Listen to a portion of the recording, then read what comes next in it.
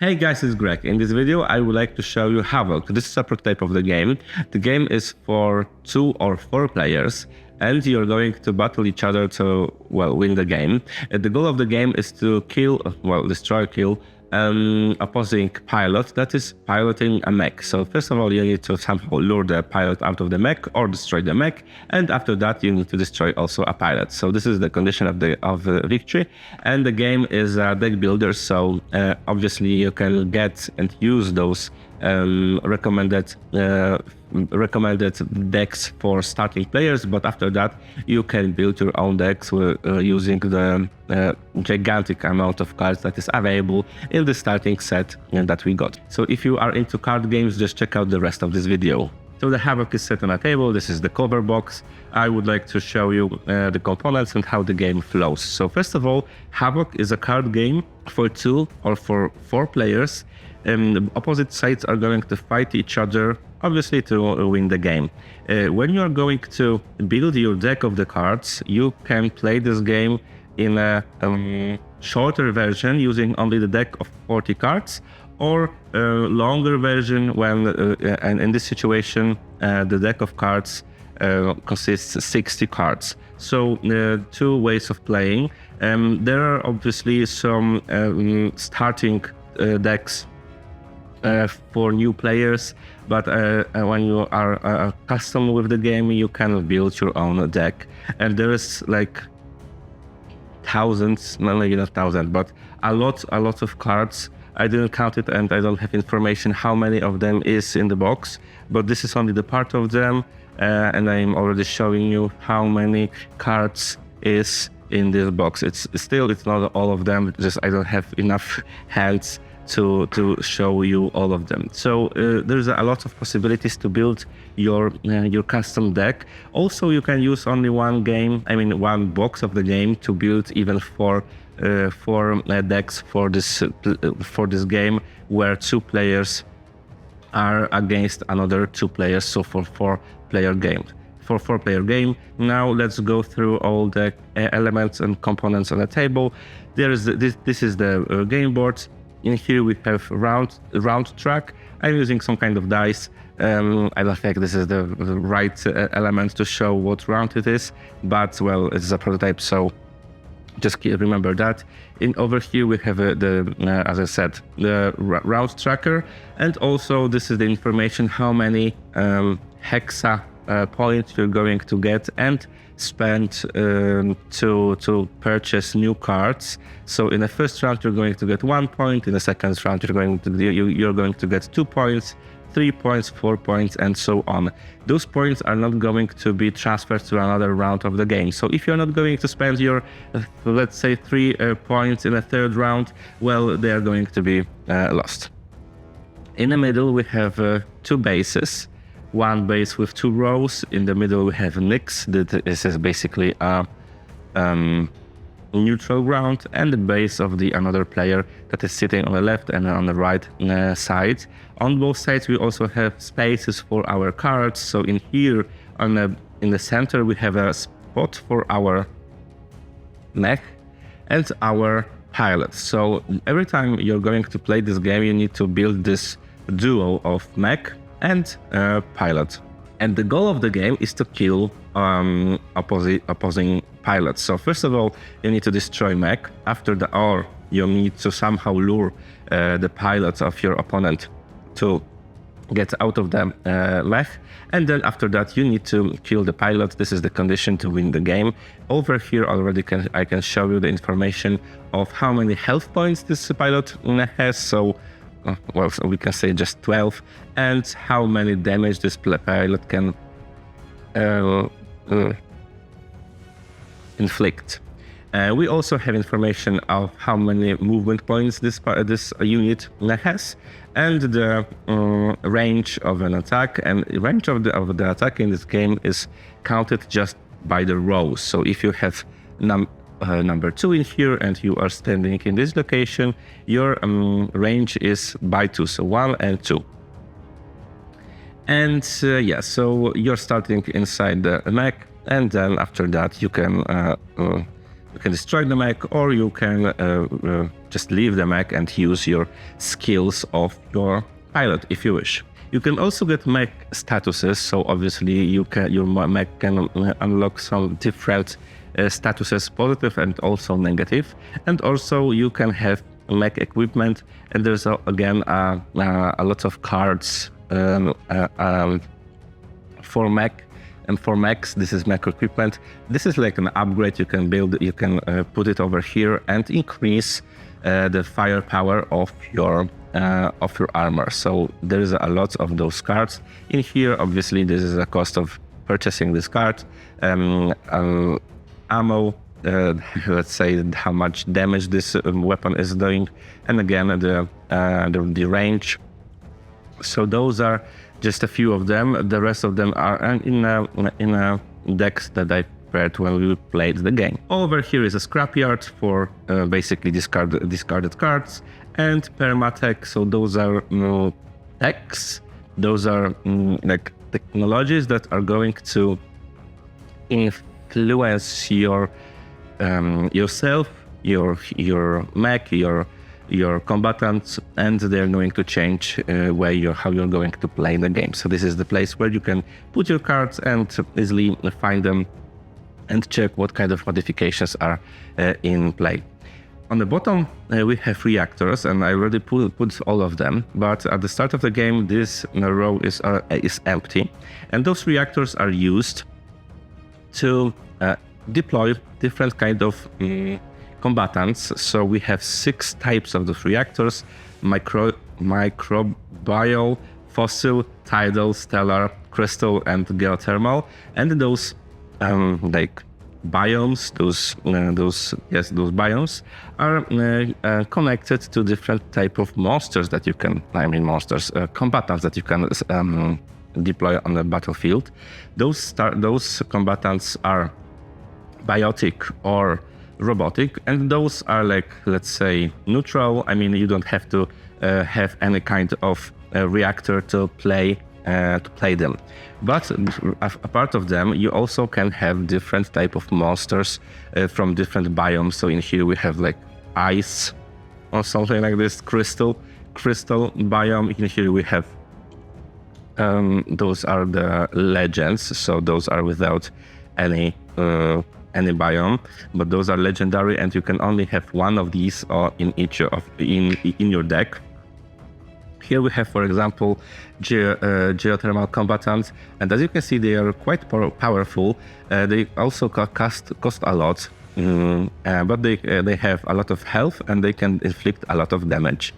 But also, what is very important, that when you are going to play your card, for example, your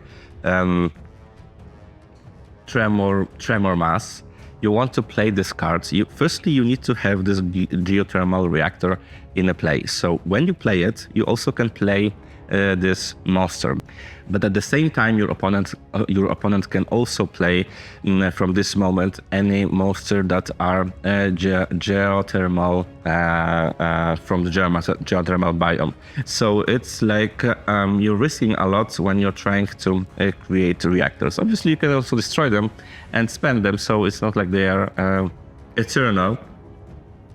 All right, so there's 6 of them, and as I said, you need to have specific biomes to summon different monsters. And I love the idea of the biomes. I love the art also when it comes to the biomes, because we have completely different like types, and I would say in the typical fantasy language, different realms.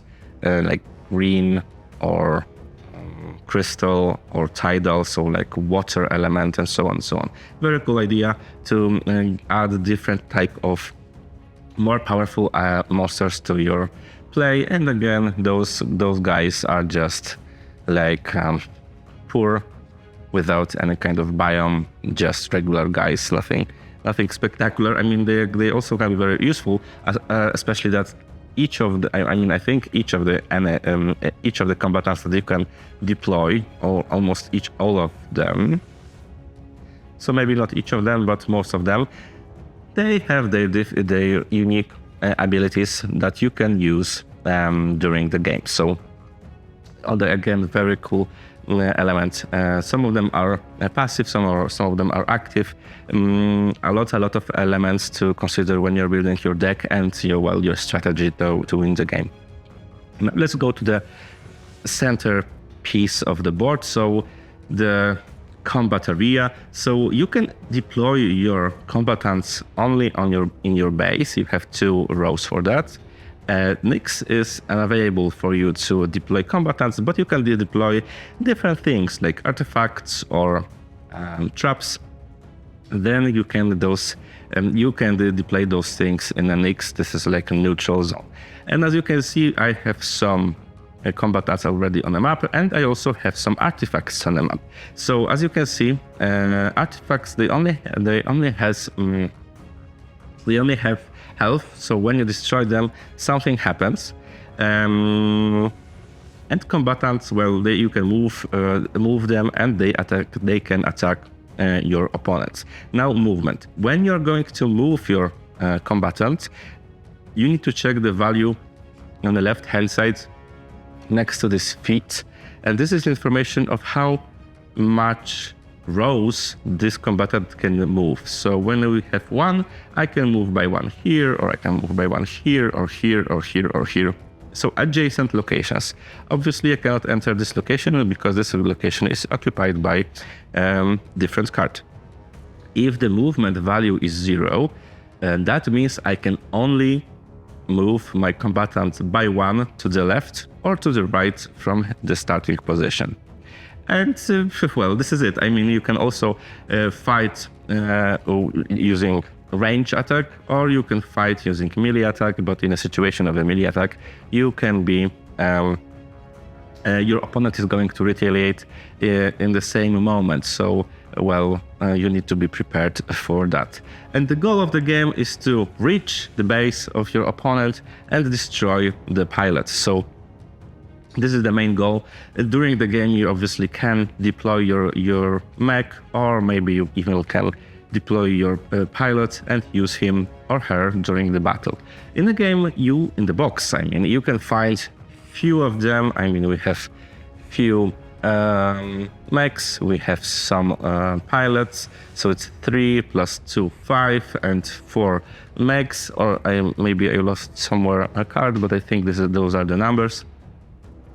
And more or less this is it. I mean, I would like to show you more types of cards that you can find in the game. So as I already showed you, you have different types of combatants. You can also have different types of artifacts. So you have information in here, crystal artifact. To play this card again, you need to have this crystal biome, and so on and so on. So here we have this different artifacts that are going to influence the game in a way. So for example, crystal forest plus 100 attack for all Segior, robotic, or crystal combatants you control in the same row as a crystal forest. Crystal forest deal 1 recoil damage when attacked.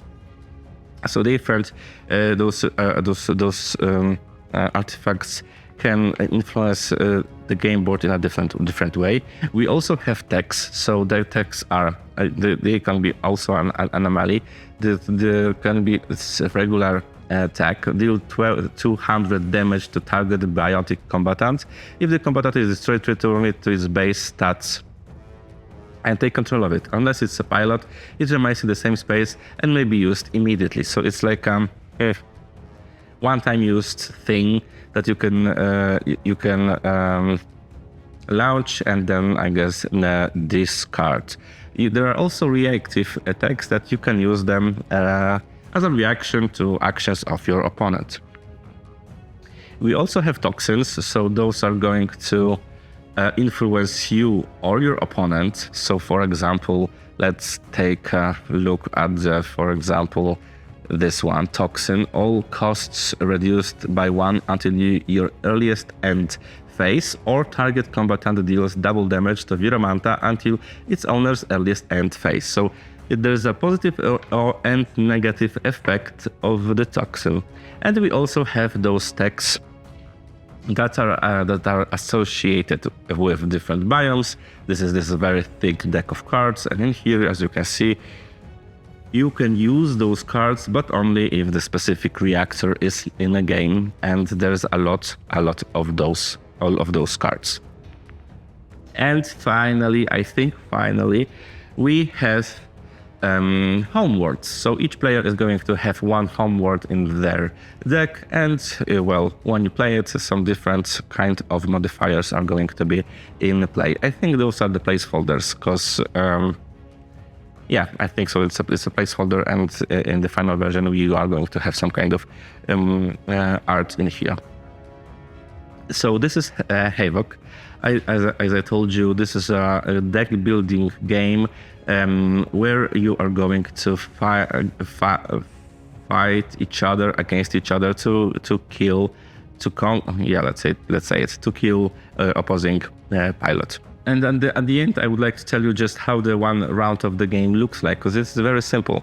You start with 5 cards in your hand at the beginning of the game. And then at the start of each player's turn, you're going to draw 1 additional card. Then you can play in action phase, you can play cards from your hand, or you can move your combatants. You can never mix those actions. When you're starting to move your combatant, you need to finish this action, and then you can do something different. It's not possible to move and then attack and then move again, or move, play a card and then attack. Those actions must be fulfilled completely until you can perform another action. And after the action phase, there is an end round phase, and this is it. Another player can start, and basically this is it. So the core rules of this game are extremely simple. You're just drawing 1 card, playing cards from your hand, paying the costs, and using your tactics and different reactors. All those cards that are in the deck, you are going to use them to conquer your opponent. So this is it. This is Havoc Gen Zero. If you like this game, just check out the description below. And thank you so much for watching this video. See you in the next one.